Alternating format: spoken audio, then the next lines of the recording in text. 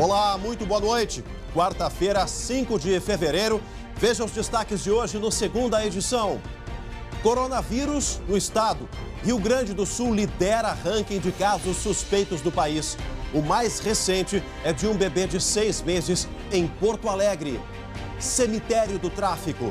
Polícia Civil descobre local onde facção criminosa enterrava rivais. Pelo menos 3 corpos foram encontrados. A investigação aponta que os assassinatos eram gravados. Combustível mais em conta. O preço da gasolina e do óleo diesel baixou nas refinarias. Queda na cotação mundial do petróleo forçou a redução dos valores. O SBT Rio Grande, segunda edição, começa agora. Vem com a gente.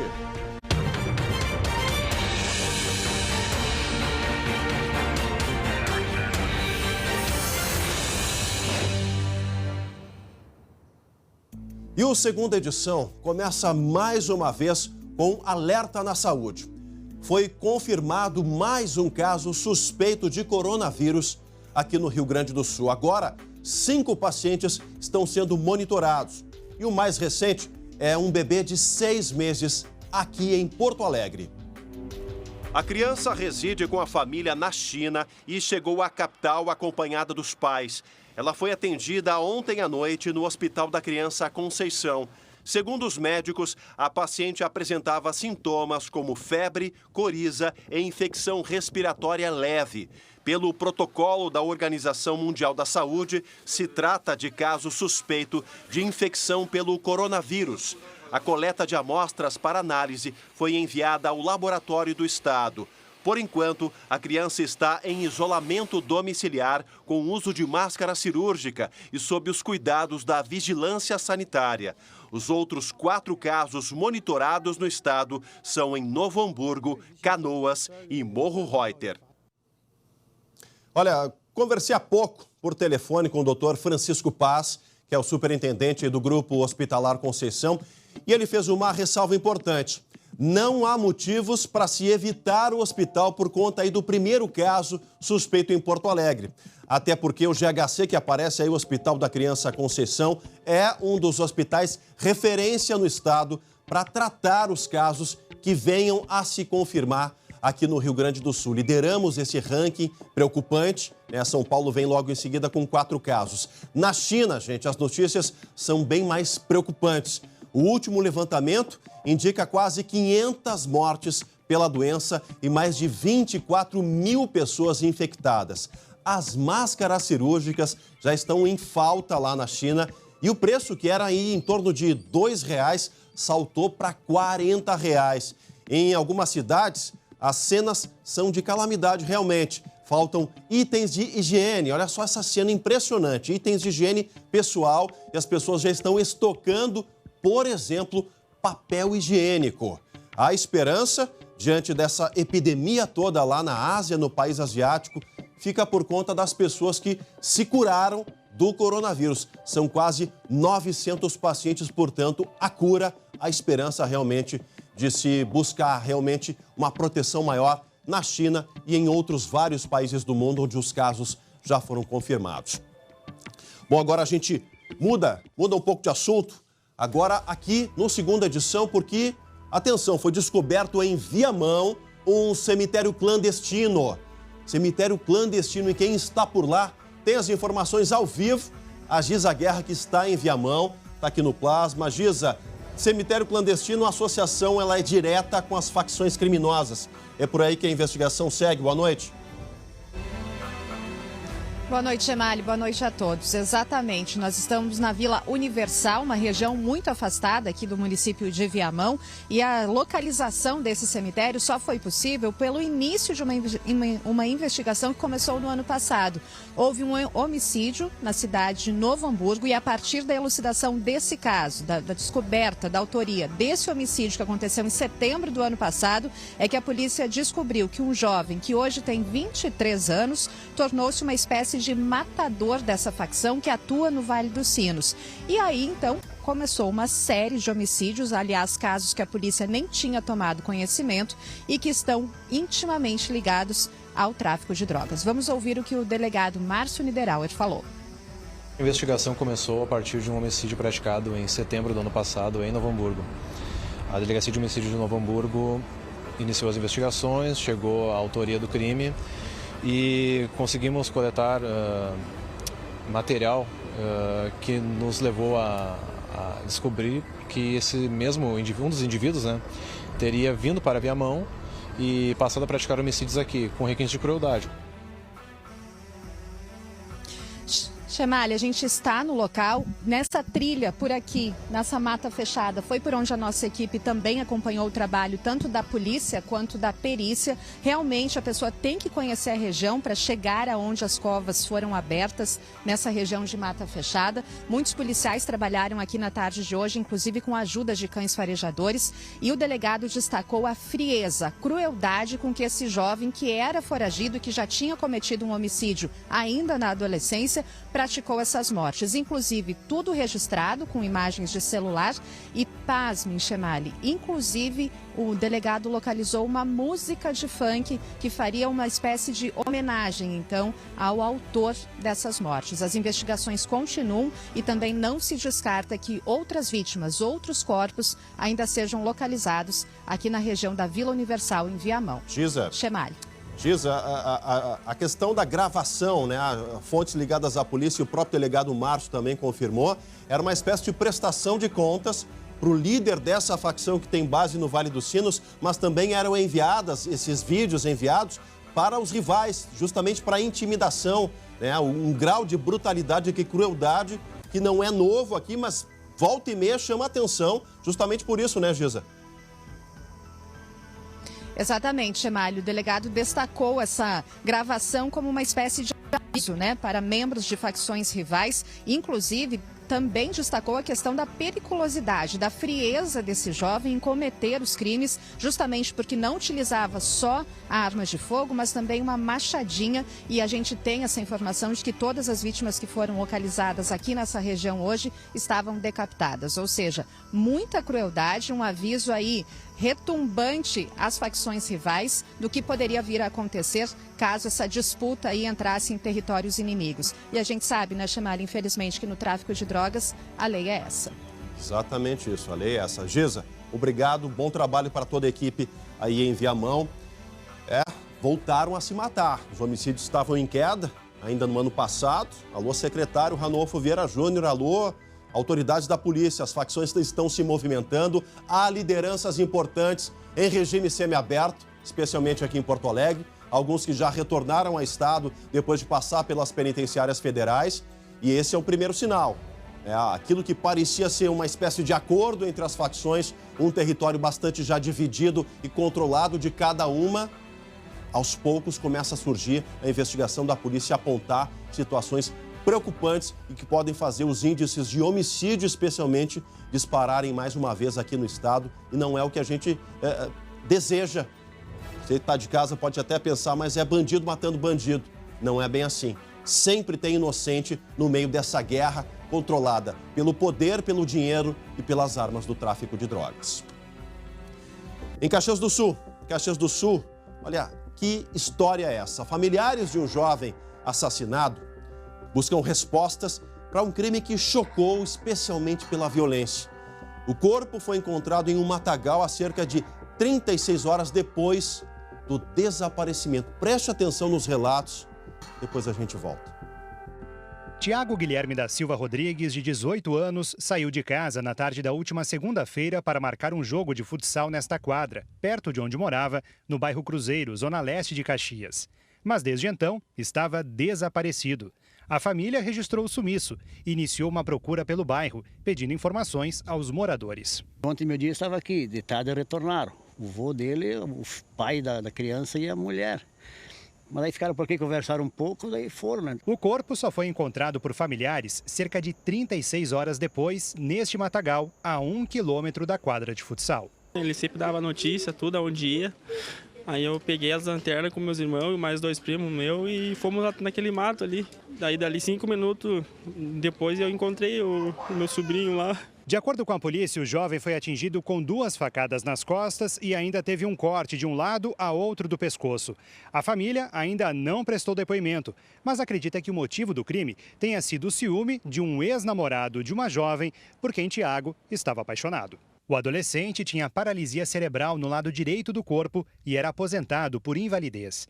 Ele iria começar a cursar o 1º ano do ensino médio em março. No velório, muitos amigos e familiares estavam inconsoláveis pela forma violenta como tudo aconteceu. A gente quer que a polícia tome uma providência, porque o meu neto não era nenhum marginal, nenhum vagabundo. Que coisa mais triste. Agora o futebol e a polêmica. Polêmica do dia que começou ainda na noite de ontem.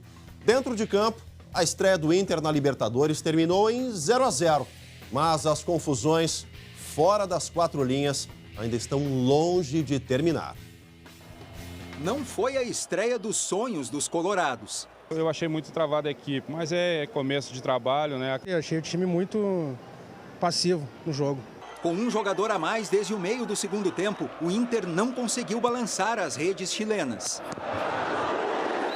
No final do jogo, torcedores arremessaram cadeiras da arquibancada atrás do gol de Marcelo Lomba.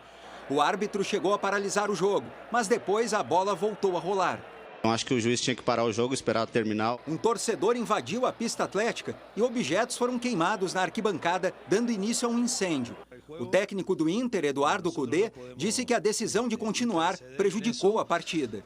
Sim, obviamente que genera uma distração, não sirve para todo. A direção colorada vai fazer uma reclamação formal à Conmebol sobre as confusões durante o jogo. O clube alega falta de segurança e critica a decisão de paralisar a partida somente por poucos minutos. O jogo de volta é no dia 11, aqui no estádio Beira-Rio. O Inter precisa de uma vitória simples para se classificar. O Inter tem o agravante de ter que passar 2 fases, né? E depois a fase de grupos é muito difícil. A América de Cali e a Universidade Católica, eles não se assustam com o Libertadores da América. Absurdo o que aconteceu no Chile ontem, mas a gente mantém a esperança que aqui, no Beira-Rio, na próxima terça-feira, o Inter avance para chegar, como disse o REC aí, na fase de grupos da Libertadores. Tem recado especial para a torcida colorada. Já pensou em assistir o seu time com D'Alessandro e todos os seus ídolos em um lugar garantido nas partidas? Então seja um colorado do coração e aproveite a estrutura do Coração do Gigante. O espaço diferenciado no Beira-Rio, com posição privilegiada e uma cadeira confortável, personalizada com teu nome. E tem mais, Colorado do Coração se emociona de perto e curte todos os lances pertinho do campo. Também tem acesso ao lounge para ter uma experiência super descontraída no intervalo e acesso ao Espaço Kids para os coloradinhos e toda a estrutura de serviços do Coração do Gigante. Vá até o Beira-Rio e garanta a sua cadeira na loja do lado do portão 4. Acesse o site coraçãodogigante.com.br ou ligue 3392-1000. Olha, agora nós vamos ver como os veranistas estão se divertindo. E olha, põe diversão nisso. Lá em São Lourenço do Sul. Pode rodar. O público que passou por aqui ainda pôde fazer o teste que revela a relação entre gordura e massa muscular através de uma balança profissional de alta definição. A gente já sabe aonde tem que queimar e já vai tirando, né? A gente acaba esquecendo das coisas que a gente tem que tomar preocupação com o corpo da gente. Eu sou apaixonada por dançar e é demais, é sem palavras. É meu trabalho, é minha terapia, então é tudo de bom nessa lagoa maravilhosa, nesse lugar incrível, fazendo o que eu gosto, que eu amo, com esse público maravilhoso, então não tem como ficar ruim.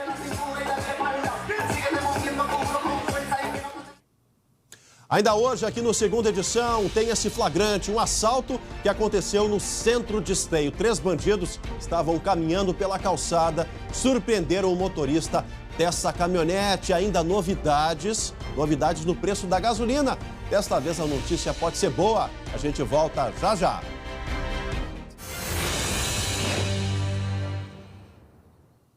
Voltamos ao vivo com a segunda edição para todo o nosso estado. Você aí, sabia que o mercado de TI é um dos que mais cresce no país? A Faculdade Escola Técnica Alcides Maia é referência na formação de profissionais em TI. Não é mesmo, Fábio?